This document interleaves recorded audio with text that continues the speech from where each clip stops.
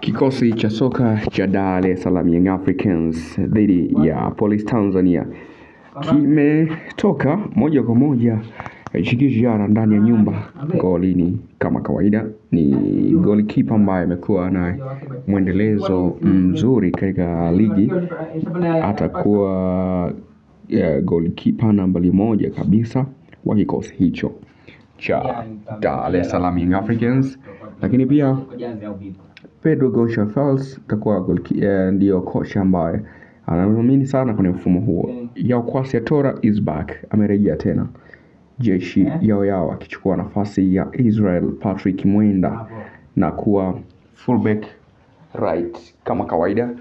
Yes, kwa hiyo Yao Kwasi Tora tushuhudia katika mchezo wa Police Tanzania akicheza kwenye kiwango kizuri. Leo amerejea. Lakini namba 3 ni El Capitano bwana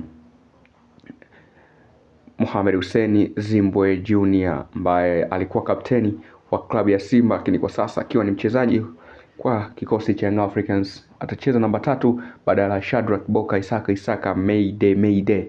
Yes, kazi kweli kweli. Kumbuka anaenda kukutana Police Tanzania ambao ametoka kuwachapa goli 7-1, huku Ibrahim Abdullah Baka atakuwa center beki wa katikati. Yes, kama kawaida kwenye majukumu amekuwa na kiwango bora toka jiunge na klabu ya soka ya Young Africans, na amekuwa ni mchezaji wa kuaminika zaidi kwa Pedro Goncalves katika michuano yote ambayo amekuwa akicheza. Of course kiwango chake pia kinaruhusu hayo, na ni miongoni mwa wachezaji ambao hawazungumzwi sana, hata kwenye tuzo hawahusishwi sana, lakini wamekuwa wako bora zaidi. Lakini pia beki ya kati atakuwa Frank Asink, mchezaji wa zamani wa Singida Black Stars ambaye kwa sasa yupo na Green Yellow Army, jeshi la njano na kijani. Anachukua nafasi ya Dickson Job ambaye alipata madhara katika mechi ya Derby Kariakoo baada ya kuchezewa vibaya na mchezaji wa Simba Sports Club Innocent Luemba Abraham Shinji Kagawa. Yes, dimba la kati ni Damaro Kamara, kiungo mvunja kuni, kiungo wa hatari, kiungo wa kazi.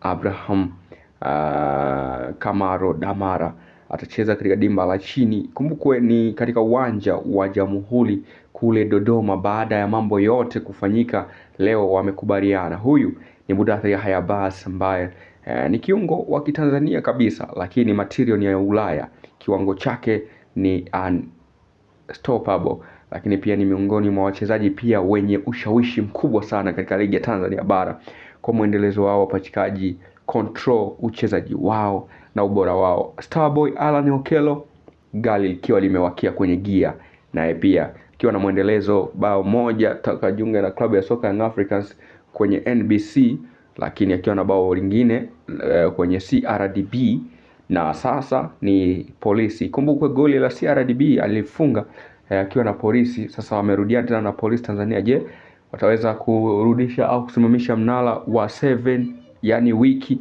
Pacome Pedro Zouzoua anarejea uwanjani kuweza kuonyesha ni kwa namna gani Young Africans ni big title, big profile katika michuano ya NBC Premier League. Huyo ni Maxim Pianzegeri the Osborne, yes, ambaye kiwango chake muda wote kime-maintain, hakishuki wala hakipandi. Kiwango chake ni kile tangu anajiunga na klabu ya soka Young Africans, kinalizisha sana. Atakuwa kama namba 10 ukipishana na Alan Okello Starboy. Lakini yupo Delson Aurelio Laurindo Malia Depu, naye ni Striker Force namba 9 ambaye alipiga hat-trick katika mchezo ulioisha dhidi ya Police Tanzania. Nadhani katika mchezo dhidi ya polisi hao NBC kitaumana, mambo yatakuwa ni kama ambavyo pengine tutashuhudia.